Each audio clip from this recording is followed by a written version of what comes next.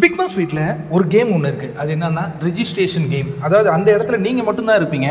நீங்கள் சில விஷயங்கள் அந்த காசிப் மாதிரி பேசும்பொழுது கேமரா உங்கள் பக்கம் வரும், உங்களை ஹைலைட் பண்ணும். நீங்கள் அது ஆனால் நீங்கள் நினைக்க மாட்டீங்க நம்ம ஏதோ பேசிகிட்டு இருக்கோம், அது வெளியில் போகாதுன்னு. அது ரொம்ப கிளியராக பிக் பாஸ் வீட்டில் நடந்துகிட்டு இருக்கோம். எனக்கு தெரிஞ்சு திவாகருக்கும் பார்வதிக்கும் அது நல்லாவே தெரியுது. அதனால தான் கரெக்டாக இந்த இடத்துல இவங்க 2 பேர் மட்டும்தான் வந்து உட்காருவாங்க. உட்காந்து ஒவ்வொரு வீட்டில் இருக்கிறவங்களுடைய கேரக்டரை பற்றி இவங்க சொல்லிக்கிட்டே இருப்பாங்க.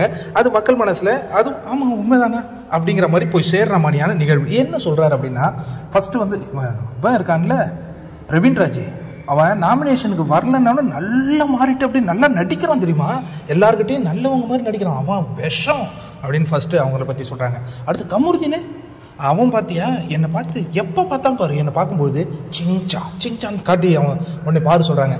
பாருக்கு கமருதீன் மேலே ஒரு சாஃப்ட் கார்னர் இருக்க போல இருக்குது. ஏன்னா அவங்க சொல்கிறதுலேருந்து தான் புரிஞ்சுக்கணும். என்ன மற்றவங்களோட கம்பேர் பண்ணும்போது அவனுடைய விஷம் கொஞ்சம் கம்மினே, நீ சும்மா அவனுக்கு சப்பக்கட்டு கட்டாத, அவனும் விஷம்தான் அப்படின்னு இவர் சொல்லிகிட்டு இருக்காரு. அதற்கு அடுத்தது சபரி நல்லா நடிக்கிறான் தெரியுமா அப்படின்னு. அண்ணே சபரியை மட்டும் சொல்கிறேன், எஃப்ஜே எல்லாம் நடிக்கிறான். இந்த வீட்டில் பிரவீன்ராஜ், அதுக்கப்புறம் சபரி, எஃப்ஜே இவங்கெல்லாம் நல்லா நடிக்கிறாங்க, விஷம்ண்ணே அப்படிங்கிற மாதிரி இவங்க 2 பேரும் பேசிகிட்டு இருக்காங்க. இவங்க 2 பேரும் எப்படி கமெண்ட்டில் நீங்கள் என் கூட சொல்லுங்கள்.